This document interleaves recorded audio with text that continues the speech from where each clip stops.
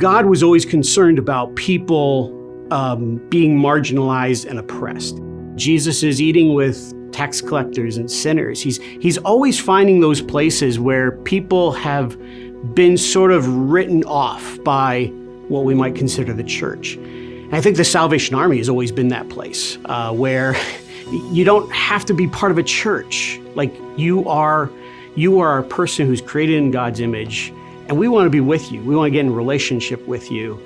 And then we want to tell you about this Savior who comes and meets at the table with us. Stephanie Johnson, who is a person of color, who works as a volunteer in our youth programming, let me know about this group in Atlanta that was trying to unite for racial equality. And I said, yeah, sign me up, And so I started getting the emails.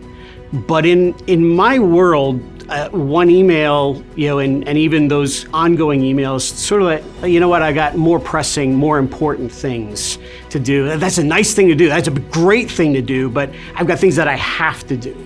And so it quickly got shuffled to the bottom of my pile until Ahmaud Arbery. I got in touch with those who were part of the OneRace Movement and saw that they were planning this Juneteenth celebration. As the area command, we were trying to figure out how do we respond. It didn't matter what denomination you were, what church you went to. It was just beautiful to see everybody there worshiping together and to encourage each other to say, hey, the church is here to step up and be a part of this fight. I don't know that I've seen any event since I've been here in Atlanta 7 years where the Metro Atlanta Area Command, its officers, its employees, its soldiers got together on anything and did it as well as I think we did that day. Being able to just stand there and hand out water and lift the flags of the Salvation Army that say blood and fire and that color as they're marching in front of the Capitol. I always felt like the Salvation Army was home for me, and a lot of people that grew up with me that looked a lot like me felt the same way.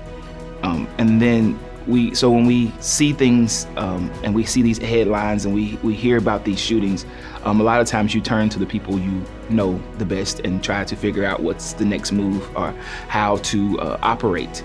And one of the things that I turned to was like, let me see what my family is talking about. And my family, not only my actual real family, but the Salvation Army that I felt is my family. I turned to see, what are we saying? What are we doing? How do we move forward? Because it's an opportunity for us to help somebody.